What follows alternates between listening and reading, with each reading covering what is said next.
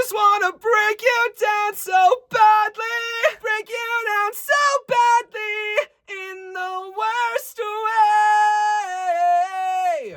The year is 2006, and some rock hits like Welcome to the Black Parade by My Chemical Romance and Animal I Have Become by 3 Days Grace are popping off on the charts. There's this other emo song that is also popping off. This band is not a new band, but they're about to drop a banger that's gonna land them at every single festival. The band is Taking Back Sunday with the song MakeDamnSure. Up until this point, Taking Back Sunday's recordings were a lot more raw and a lot less produced, and they put out this record and things start to sound a little bit shinier, and Adam Lazzara, their singer, is singing this song all over the place. Any type of emo music is my personal favorite, so we are going to dive into my home territory today with this song. First, we're going to take a look at the registration, or what's happening on a vocal fold level. Then we're going to look at the tones, and then we're going to look at the distortion that Adam is using. If you've seen my videos before, you're probably expecting the tones to appear first, but today we're actually going to hone in on registration first, as this video is really going to be geared towards encouraging you to lighten up your voice. We are going to take a look at the isolated vocal for this song, which is a lot more edited, and we're also going to take a look at a live performance. Let's take a look at the live performance first. You've got this new head filled up with smoke, and I've got my veins all tangled close to the jukebox bars you frequent, the safest place to hide. A long night spent with your most obvious weakness, you start shaking at the thought. So you are everything I want, 'cause you are everything I'm not.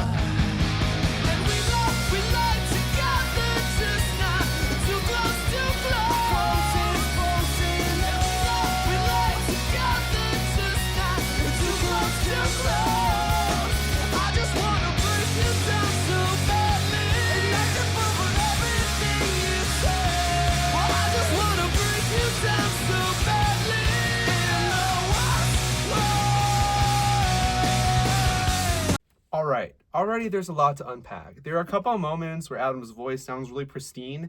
There are a couple of moments where it sounds a little bit more rough.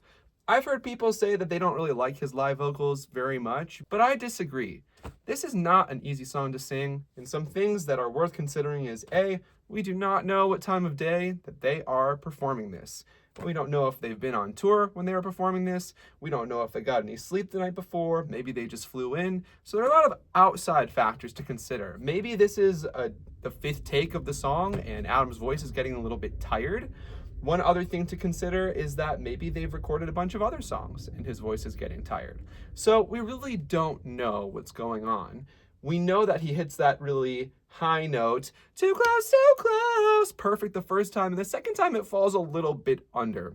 There are a couple reasons why I think this might be happening, but I don't actually think registration is causing too much of an issue here. If you want to sing a song like this, mixed voice is essential. Let's take a look at the beginning again. Notice how he's not using a very meaty sound when he's singing. It's actually like he's almost kind of whispering a little bit. He's not using a lot of support at the beginning. You've got this new head filled up with smoke, and I've got my veins all tangled close. Singing through a little bit of gritted teeth, but you got this new head filled up with smoke, I got my veins. He's starting off really light, and this stays light as we go higher, even though he does need to increase his power a little bit.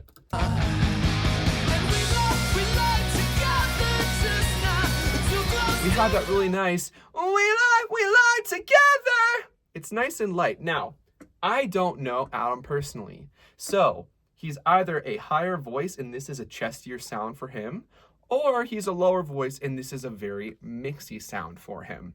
Because he sings so high naturally, and I don't think he had any training prior to starting the band, I do think he might have had some training or learned some things along the way to use his voice more efficiently on tour. But because we know he doesn't have formal training, it's likely that he's singing where it's most comfortable for him. So I'm going to guess, and I'm okay to be wrong, but I'm going to guess that he's more of a tenor, or he has a naturally higher and lighter voice. So if I was going to sing this song, because I have like a medium voice, it can go high, but it tends to be medium, medium low, I would need to mix really, really, really specifically to sing this. He might actually be able to get away with chesting things a little bit more, but if he were going to go on tour today and wanted everything to be 100% perfect, maybe exploring some lighter mix could be an option. Again, people miss notes, and one of the reasons that Taking Back Sunday is so good is because their sound is raw. It's raw. It's So I actually like that his voice sounds real and realistic. 2006 was a time that autotune and pitch correction were starting to be used more commonly, and we'll definitely be able to hear that the vocals have been touched up in the isolated track. But remember, a lot of genres like this, punk, emo, rock, hard rock, thrive on authenticity. They even tend to shun pitch correction and lots of vocal processing in some cases. If you listen to Taking Back Sunday's earlier works, the vocals are a lot less processed. If you look at the song Cute Without the E, the mix is actually really raw. There's like no reverb on the vocals. They're not really touched up. It kind of sounds like they're singing in a basement or in a garage, which is kind of the whole point of the genre. So that being said, I'm not here to try to critique whether or not Adam's voice is working perfectly. I'm really here just to explain what might be going on, because you're following along at home and I want to help you understand what's going on with your voice. If you are someone that has a naturally higher voice, then you are going to have an easier time chesting these notes, but you're also going to have an easier time hitting a ceiling and feeling like you're pulling things up. If you have a medium low voice and you want to sing this song, you are going to have to mix things. And don't worry if it sounds weak at first, it will always sound stronger as you practice and as you add distortion on. So with that being said, let's get your head voice and your falsetto warmed up as best as possible. If you want to sing like Taking Back Sunday, you're going to have to get comfortable with some gritty and intense sensations in your voice. So to prepare, let's do some really open and light falsetto exercises. We're going to do a little bit of a slide, and what I want you to do is take your hands, put them on the back of your head, and spread your wings. We're trying to open up our shoulders and open up our body. If you're okay feeling a little bit weird, I would encourage you to wiggle your body a little bit too to introduce some fluidity for this exercise. We're going to sing woo with a nice small focus, and we're going to slide and scoop up and down as gently as possible. Let's start somewhere here. This is like a B3. So,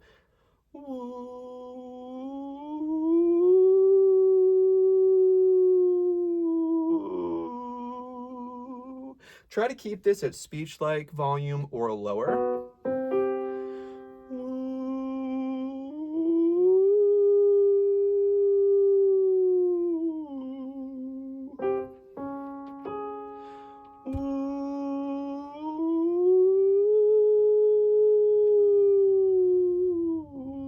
If it gets tight or too hard, you can stop.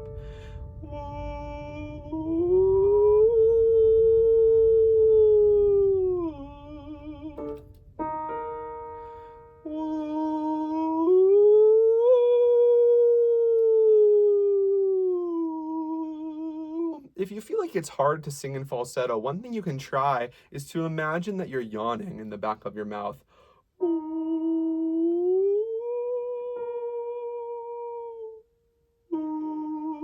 Sometimes the sound might disappear for a second. That's okay. Remember, you don't need to sound good during these warm-up exercises. We're really just trying to get your body ready to sound good later. Once we do that, we can move down by half steps. This is something that you should do on your own time, but we want to move as low as we can. So,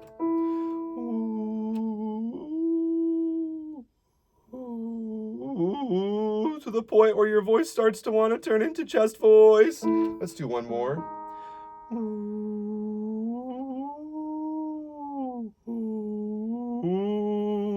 Now, before we move further, because I know we're going to need to use a lot of mixed voice, let's also do a little bit of a yodeling exercise. With that same light falsetto that we just used, we're going to go back and forth between that and a chesty sound Your chesty sound doesn't need to be loud. If you're a higher voice and it's hard for you to feel like your voice is going to crack going in between different registers, feel free to lean into the chesty sound a little bit more. If you're a medium or a low voice and your voice cracks easily, back off a little bit on that lower note and try not to sing it so loud.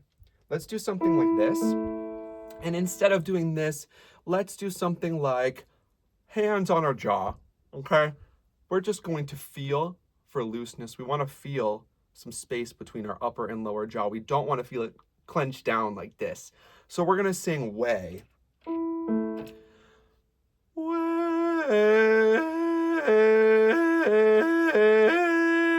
Might sound a little bit crazy. Way.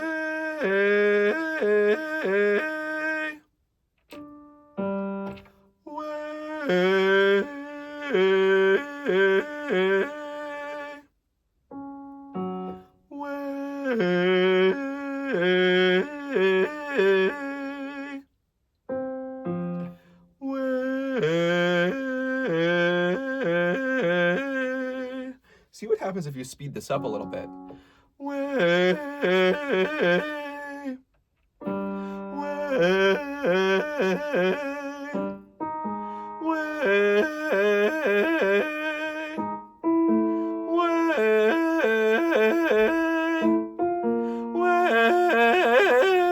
you might notice your voice is starting to do a weird thing. Mine is starting to do this weird thing where it doesn't really want to be pure falsetto or chest voice. It kind of wants to do something in the middle, and it sounds really bad. We're going to use that. If this doesn't happen right away, that's okay. I go into depth on falsetto, chest, and mixed voice in my course, or this is something that you also can be working on with a teacher in depth one-on-one. My point here is that you shouldn't expect a couple minutes of playing around with an exercise to change your voice forever. Usually these things take exploration on your own time over the period of a couple weeks or a couple months, but just do the best you can to follow along if you are trying to follow along. The end goal is somewhere in between your head voice and your chest voice. We want a somewhat chesty sound, or a sound similar to how we speak, but we want to feel it more in our face and less in our neck and our chest. If you go, oh, you might feel some resonance down here. If you go, oh, you're not going to feel that resonance down here. You're not going to feel those vibrations down here. You're going to feel them more up here. Whoa! Suddenly I can kind of talk in my speaking voice, but it feels like it's more up here. Sure, there's a little bit of sensation here, but it's not here. It's not here anymore. It's up here. So let's try singing along to the song like this. You've got this new head filled up with smoke, and I've got my veins all tangled close to the jukebox. Make sure you take a nice deep breath before you do this. I like that Adam is letting his voice be very raw and vulnerable here, but this is also a good teaching point that just because we're singing a little bit quieter doesn't mean we have to let go of our breathing. So breathe, get our support locked in, and then go to that yodely sound. You've got this new head filled up with smoke, and I've got my veins all tangled close. That might sound a little bit goofy at first, but as we start to smooth things out and find a balance between how much head and chest we want, it's going to start to sound a little bit more realistic. Oh, you've got this new head filled up with smoke, and I got my veins all tangled close. We're starting to get a little bit more meat in the voice without going too far down into a chesty region. And that's why I like doing the warm-ups we did, because we're approaching mixed voice from a head voice or falsetto perspective. Instead of lightening something that's already heavy for a medium low voice singer like myself, I'm starting from the top and bringing that freedom down. If you have a high voice, it might be worth trying to go the other way around, starting with a chesty sound and lightening as you go up. Another reason I wanted to start with registration was because of the isolated vocal. I want to take a look at what's going on in the chorus. And we like together, just not too close, too close. How close is close enough? We like together, just not too close, too close. I just wanna break you down so badly. Well, I trip over everything you say. Well, I just wanna what's going on here? At first it sounds like we're hearing one atom on the track, but then when we get to the "I just wanna break you down so badly" part, we start to hear a thicker sound, and it's actually two atoms. If you listen very carefully, you can hear some of the consonants not line up, which means there are a couple different takes on this recording. One benefit to recording like this is that you're going to have a meatier sound for less effort. Even though his registration might be light, like, "Whoa, I just wanna break you down so badly." When you put two of those together, it's gonna sound stronger. It's going to sound chestier, even though it's not chestier. One more time. I just wanna break you down so badly. Will I trip over everything you say? I just wanna break you down so badly. In the worst way. Interestingly enough, that top note even sounds like a meaty falsetto for some. I'm not actually sure what he's using. If he has a lighter voice like I'm suspecting he does, then that light mix is just gonna sound more like head voice or falsetto. If it's someone like me, "I just wanna break you down so badly, so badly." Yeah, that also kind of sounds like falsetto. He does have a little bit of raspiness after, which makes me believe that he isn't going into falsetto. It just sounds really, really light. Let's listen one more time. Trip over everything you say. I just wanna break you down so badly. In the worst. And now that I think about it, one of those takes is lighter than the other. One of them is "so badly," and the other one is "so bad." He has a little bit of distortion on the other one. It's a really, really good idea when you're recording to try out doubling your voice to create a more intense effect. You might notice that in my voice, when I'm coming down from those high notes, my voice kind of freaks out a little bit. "So bad, that sounds fine. So badly, so badly." It's almost like it doesn't know where to go. And this is because I'm around my second passaggio or my second break on those top notes. "So badly, so badly." So if you're going to sing really high like this, it's really important for you to understand where your second break is. For a lot of people, the first break is going to be around C sharp, C, D, E flat, or something like that. And it's a lot more noticeable. It's where your chest voice goes, ah. But the second break is a lot less obvious. A lot of people can feel the difference between their first and second break in their falsetto or their head voice by feeling the sensation shift from here to here.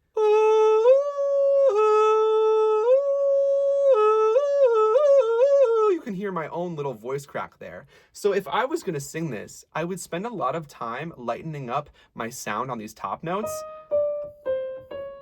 So badly. And I would make sure that my voice doesn't cross over on the way down. The way that I would practice this is to sing this in just falsetto over and over. So badly, so badly, so badly. And I might even sing a little lower with this texture. So badly, so badly, so badly, so badly, so badly, so badly, so badly, so badly, break you down so badly in the worst way. This is why I really recommend taking your time when it comes to registration before you add on all that distortion. If I tried to sing this over and over with distortion, I'm gonna get tired. So when you're learning something, you don't have to avoid using distortion if you prefer to use it, but I like to wait to add mine on until the very end. We're definitely gonna get to distortion in a minute, but first let's look at the tones. All right, let's unpack the tone or the character of this performance. Let's take a look at this live performance again. I just wanna break you down so badly, and let you over everything you say. Well, I just wanna break you down so badly. In the worst way. I just wanna break you down so badly, and let you over everything you say. I just wanna break you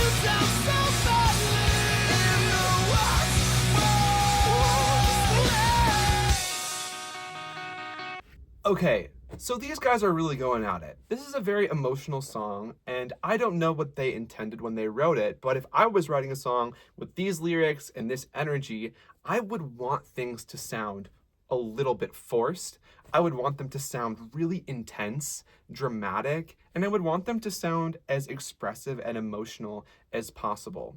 We're going to get into this more when we get to Distortion, but in my eyes, a lot of what emo is to me is letting your voice be sloppy. It's embracing the parts of you that feel broken or intense or wrong or overwhelming, and it's expressing them in a way that isn't too polished.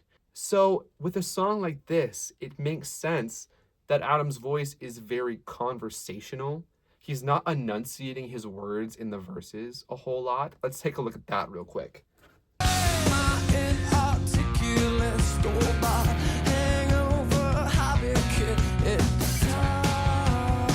My inarticulate store-bought hangover hobby kit, it sucks. He's really just saying the words. I'm also probably enunciating a little bit too much. If you go listen to the original song, it might be a little bit hard to actually tell what he's saying. Let me try that again. My inarticulate store-bought hangover hobby kit, it sucks. He's saying, my inarticulate store-bought hobby hangover kit, it sucks. But with his delivery of those words, he's kind of saying to us, I'm not really sure if I care that you know what I'm saying. I just want you to know that I'm feeling something right now. I'm bringing this up so that you know that the enunciation can sit a little bit lower on your list of priorities. One thing that I'm noticing a lot that he's doing is showing his front teeth, and this is giving a nice bright focus to the sound. Even though he's not enunciating, my inarticulate store-bought hangover hobby kit, it sucks. When I sing like that versus my inarticulate store-bought, I feel a lot more energy in the front, and I feel like we're kind of charging the sound with a directness of intention, a directness of emotion and expression. He also sings like this in the higher parts of the song as well.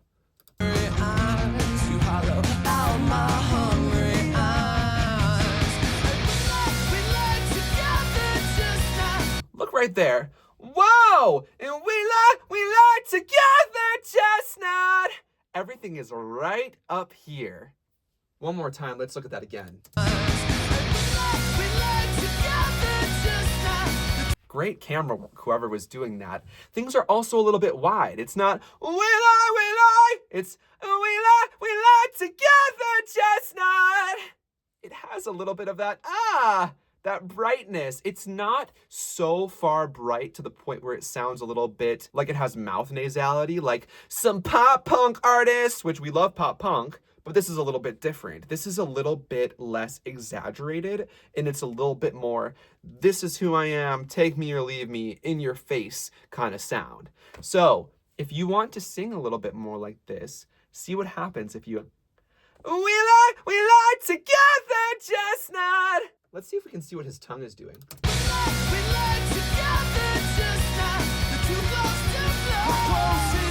Okay, so his tongue is down and forward here.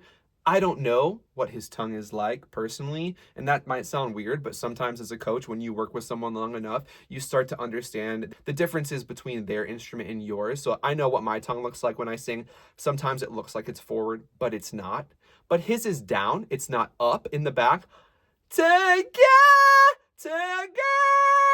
That would be something more pulled back and more up. And that's also going to give you a little bit more of a muffled or dark sound. And the way he is singing is very in your face. It's very bright without being overly nasal or anything like that. Let's take a look at this spot right here.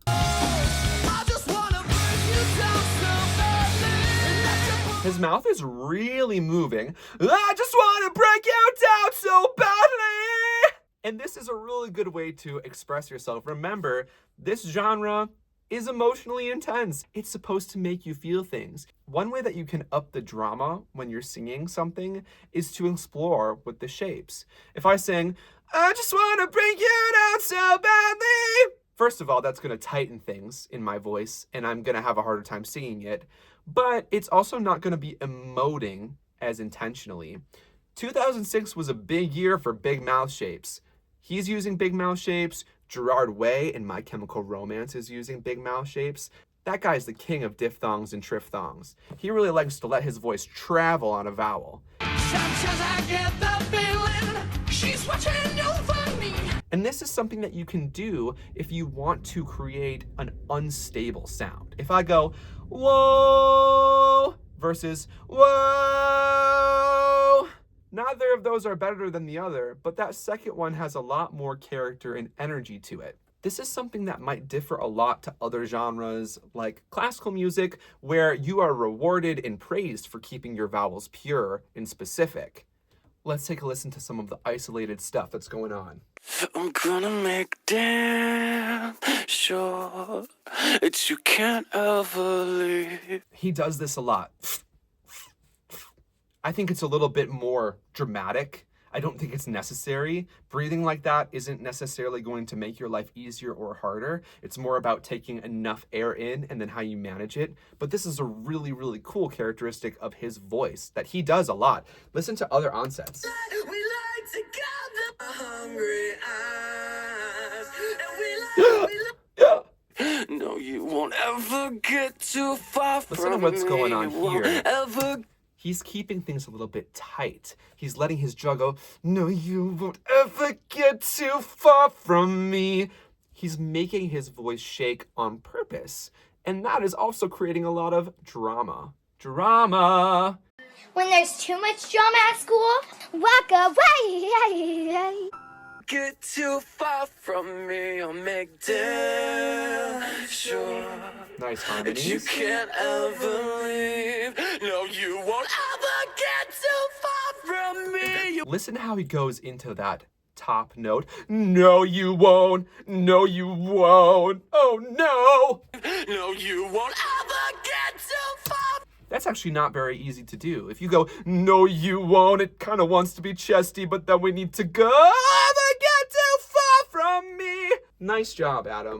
From me, you won't ever get too far from me. You won't ever get too far from me. You won't ever get too far. One thing that I think is interesting here is that on this, no, you won't ever get too far from me, it's actually really clean. There's like no distortion on that. Maybe a tiny bit, but the distortion comes from the background vocals. Let's listen again. You won't ever get too far So a little bit. from me. You won't ever get too far from me. You won't ever get too far. It really comes from that never get too far kind of thing that's going on. Now that we're talking about some distortion, I think it's safe for us to move on to distortion. We talked about a lot of different things that you can do to make your tone interesting and to make your tone match with the whole Taking Back Sunday vibe. One of the most important things you can do for this sound is to keep things conversational. Try not to oversing. Instead of singing for us, just communicate with us in a speech-like way. If you have training in theater or opera or choir or classical music or anything like that, I highly recommend trying to abandon your technique to sing something like this so that you can sound more conversational. My inarticulate store-bought is going to sound a lot better than my inarticulate store-bought. That's going to sound a little bit too trained for this sound. Let's take a look at distortion now. All right, we're in the home stretch, the distortion. Earlier, I was talking about this passage right here.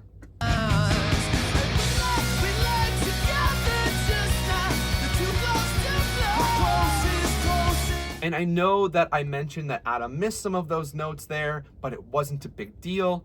I cannot speak for what's going on in his voice because I don't know what it's like to be him. I wasn't there. I don't have his body. I don't know.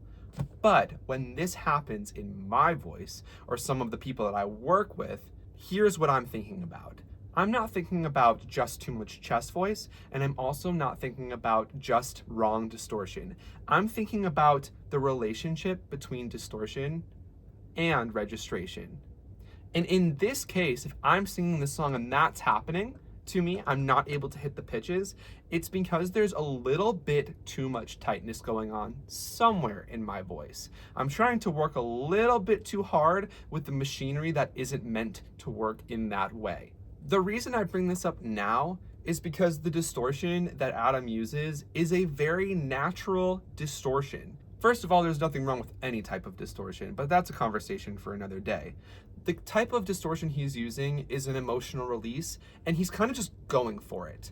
It's a little bit unorganized, and I'm not saying that in a bad way. I'm not saying that distortion should always be organized. I'm just saying that his distortion is a little bit chaotic. He's really throwing himself into the music, and that's why the distortion sounds so cool, because it's a little bit crazy. It's a little bit unpredictable, and that's perfectly appropriate for this genre. We're gonna explore distortion and distortion in relationship to registration or mixed voice in a way that hopefully will make this a little bit more easy for you to sing if this is something that you want to sing. Let's take one more look.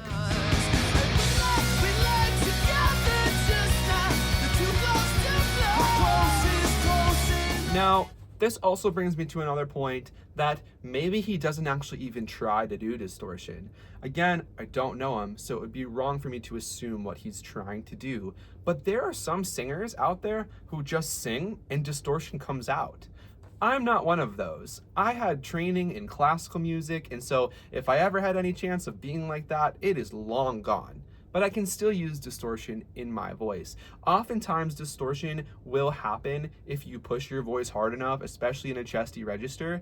But because that is something that will make you tire out quickly, and it's really not sustainable if you want to have a touring career, I'm gonna skip over that, and we're gonna play around with a couple different types of distortion.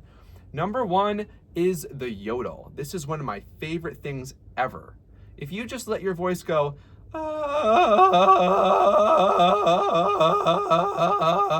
your voice gets a little bit confused. It doesn't really know what you're asking it to do, and it's essentially switching gears back and forth. Chest voice to head voice to chest voice to head voice. Think about riding a bike. I talk about bikes way too much on this channel, but think about riding a bike. When you switch gears, the bike goes clunk for a second, and then it works really nicely. You could think of yodeling or letting your voice break as a clunk. If you have a hard time making your voice break, there are things you can do to make that easier, like isolating the extremes of your head voice and your chest voice, but that could take a little bit of time. So that's something that I would recommend looking into if you can't do this. But if you can yodel, great, you are in luck.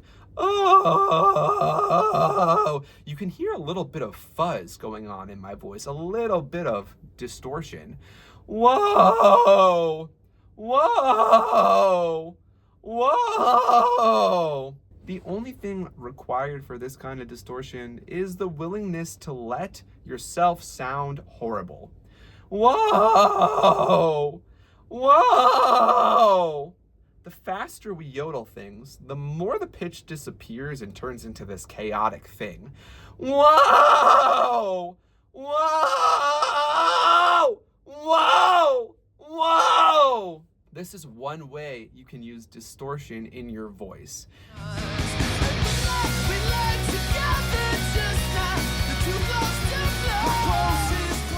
Let's apply it right here. First, the melody. We lie together, chestnut. I just want the distortion on get. Together, chestnut. Let's use our little yodel thing. We lie together, chestnut. All we're doing is that yodel really fast, and we're just giving a little burst of air through that break. And we lie together, chestnut. Now, this doesn't sound exactly like Adam's sound, and that's okay. I think it sounds close enough. If you wanted to use your voice like this, you can. He and other members of the band definitely lean into this yodely sound at times. So this is something that you can use. You can also combine this with other types of distortion. Let's take a look at another part of the song.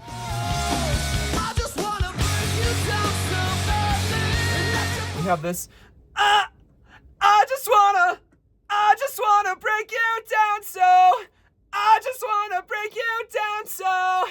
This isn't necessarily what I would call a false chord sound, but it feels closer to me to a false chord sounding rumbly distortion than a fry distortion, which is a little bit sandier. It's also going to pair really nicely with mixed voice because it has a chestier body feel to it. So if we're singing, I, but we're going, I just wanna, it's going to give the listener the idea that I'm using a chesty sound, even though I'm not. I'm just going, with a little bit of additional tissue working to create that distortion. If you want to make that sound, here's what I recommend.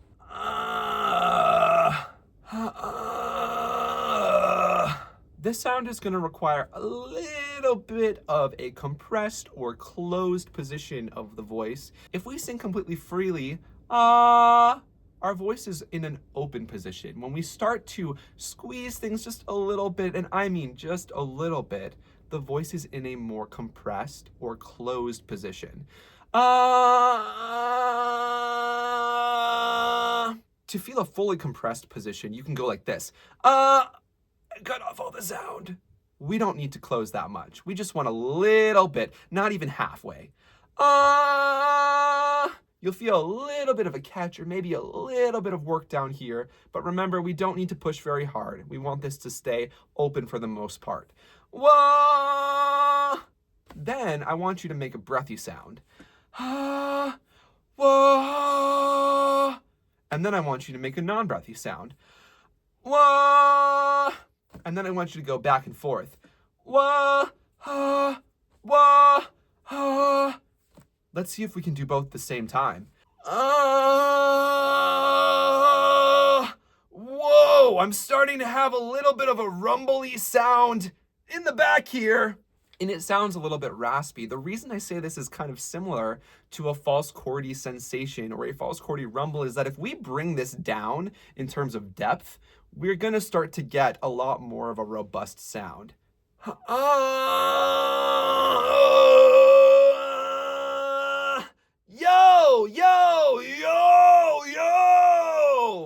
We don't need to use that low of a sensation here. This genre doesn't use that as often. But I bring this up just because I want you to realize that all of the distortions are related.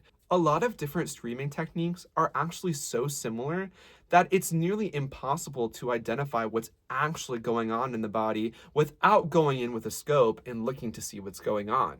So if we have our little bit of a rumble, and then we combine that with a mixy sound, I just wanna break you down. I just wanna break you down. We can kind of turn it on and off, actually. I just wanna break you down so badly. And we can have variations of that distortion in our voice. We can also combine both of these distortions together. He doesn't use this a lot in this song, but in another song like Cute Without the E, he does use this a little bit more. Something like, oh. Especially when he sings, me face down across your floor. But that song is for another day. I really just wanted to give you two different distortions to explore for today. And whichever one makes you feel like Taking Back Sunday a little bit more is the one you should go for. As usual, when you're exploring distortion, it's normal for you to feel a little bit of discomfort. If you're feeling discomfort, just take a break and try again later. If you feel like you're losing your voice, then you definitely want to take a break. And then the next time you try distortion, I highly recommend keeping things at a speech-like volume. It's normal for there to be a little bit of discomfort when you're learning these things and when you're playing around with these things. But if it starts to hurt, that's when I would recommend stopping. If you're having a really hard time playing around with distortion, I highly recommend working with a coach who really understands distortion and who really wants to help you explore plenty of different sounds that are going to work for you. That's all the time I have for today. Thank you guys for checking out this video as always. I really love emo, and Taking Back Sunday was definitely an artist that inspired me when I was a lot younger. So it's really cool to be able to do this analysis for you. If you liked the video, feel free to follow me and subscribe because I'll be back soon with another voice analysis.